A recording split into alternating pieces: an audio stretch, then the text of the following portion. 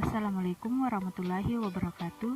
Nama saya Andini Nurul dengan NIM 60800126030 dari kelas B, jurusan Teknik Perencanaan Wilayah dan Kota, Fakultas Sains dan Teknologi, Universitas Islam Negeri Alauddin Makassar.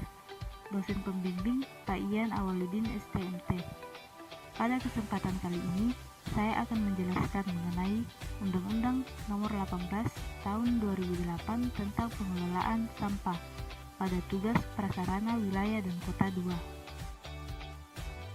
2. Latar belakang pembentukan Undang-Undang Nomor 18 Tahun 2008 yaitu pertambahan penduduk dan perubahan pola konsumsi masyarakat menimbulkan bertambahnya volume, jenis, dan karakteristik sampah yang semakin beragam. Pengelolaan sampah selama ini belum sesuai dengan metode dan teknik pengelolaan sampah yang berwawasan lingkungan, sehingga menimbulkan dampak negatif terhadap kesehatan masyarakat dan lingkungan.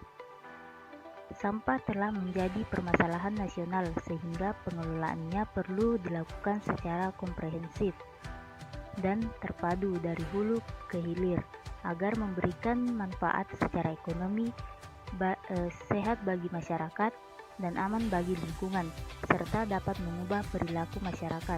Dalam pengelolaan sampah diperlukan kepastian hukum, kejelasan tanggung jawab dan kewenangan pemerintah, pemerintahan daerah, serta peran masyarakat dan dunia usaha sehingga pengelolaan sampah dapat berjalan secara proporsional, efektif, dan efisien.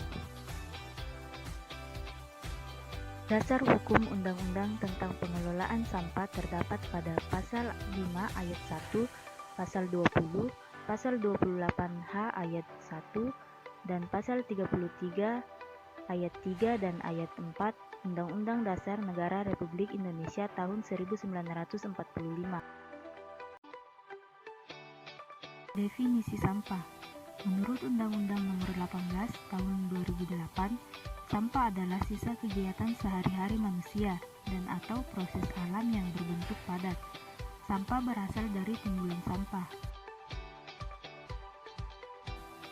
Sampah yang dikelola berdasarkan undang-undang ini terdiri atas: yang pertama, sampah rumah tangga; yang kedua, sampah sejenis sampah rumah tangga; yang ketiga, sampah spesifik. Untuk sampah rumah tangga, sebagaimana dimaksud pada ayat 1 huruf A berasal dari kegiatan sehari-hari dalam rumah tangga, tidak termasuk tinja dan sampah spesifik. Kemudian sampah sejenis sampah rumah tangga sebagaimana dimaksud pada ayat 1 huruf B berasal dari kawasan komersial, kawasan industri, kawasan khusus, fasilitas sosial, fasilitas umum, dan atau fasilitas lainnya. Kemudian sampah spesifik sebagaimana dimaksud pada ayat 1 huruf C meliputi sampah yang mengandung bahan berbahaya dan beracun, sampah yang mengandung limbah bahan berbahaya dan beracun, sampah yang timbul akibat bencana, puing bongkaran bangunan, sampah yang secara teknologi belum dapat diolah, dan sampah yang timbul secara tidak periodik. Asas dan tujuan pengelolaan sampah. Yang pertama, asas. Pengelolaan sampah diselenggarakan berdasarkan asas tanggung jawab, asas berkelanjutan, asas manfaat, asas keadilan, asas kesadaran, asas kebersamaan, asas keselamatan, asas keamanan, dan asas nilai ekonomi. Kemudian yang kedua, tujuan. Pengelolaan sampah bertujuan untuk meningkatkan kesehatan masyarakat dan kualitas lingkungan serta menjadikan sampah sebagai sumber daya. Hak dan kewajiban pengelolaan sampah. Yang pertama, hak. Setiap orang berhak mendapatkan pelayanan dalam pengelolaan sampah secara baik dan berwawasan lingkungan dari pemerintah daerah, dan atau pihak lain yang diberi tanggung jawab untuk itu. Berpartisipasi dalam proses pengambilan keputusan, penyelenggaraan, dan pengawasan di bidang pengelolaan sampah. Memperoleh informasi yang benar, akurat, dan tepat mengenai penyelenggaraan pengelolaan sampah. Mendapatkan perlindungan dan kompensasi karena dampak negatif dari kegiatan tempat pemrosesan akhir sampah, dan memperoleh pembinaan agar dapat melaksanakan pengelolaan sampah secara baik dan berwawasan lingkungan. Kemudian yang kedua, kewajiban.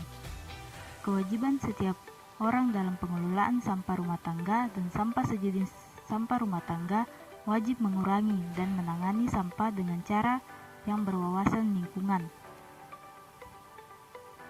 Penyelenggaraan pengelolaan sampah ada dua, yaitu yang pertama pengurangan sampah, yang kedua penanganan sampah. Pengurangan sampah sebagaimana dimaksud dalam pasal 19 huruf A meliputi kegiatan yang pertama pembatasan timbulan sampah, yang kedua pendauran ulang sampah, yang ketiga pemanfaatan kembali sampah.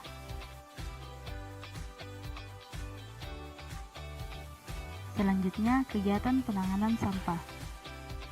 Sebagaimana dimaksud dalam pasal 19 huruf B meliputi pemilahan dalam bentuk pengelompokan dan pemisahan sampah sesuai dengan jenis, jumlah, dan atau sifat sampah. Pengumpulan dalam bentuk pengambilan dan pemindahan sampah dari sumber sampah ke tempat penampungan sementara atau tempat pengolahan sampah terpadu.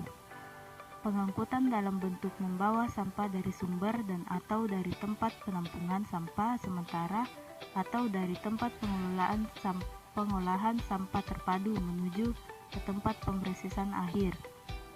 Pengelolaan dalam bentuk mengubah karakteristik, komposisi, dan jumlah sampah. Yang terakhir, pemrosesan akhir sampah dalam bentuk pengembalian sampah dan atau residu hasil pengolahan sebelumnya ke media lingkungan secara aman.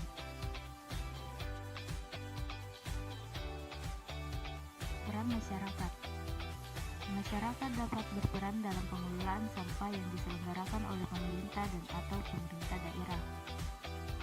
Peran sebagaimana dimaksud pada ayat 1 dapat dilakukan melalui yang pertama, pemberian usul, pertimbangan, dan saran kepada pemerintah dan atau pemerintah daerah. Yang kedua, perumusan kebijakan pengelolaan sampah. Kemudian yang terakhir, pemberian saran dan pendapat dalam penyelesaian sengketa persampahan. Ketentuan lebih lanjut mengenai bentuk dan tata cara peran masyarakat sebagaimana dimaksud pada ayat 1 dan ayat 2 diatur dengan peraturan pemerintah dan atau pemerintah daerah. Sekian penjelasan dari saya. Terima kasih. Wassalamualaikum warahmatullahi wabarakatuh.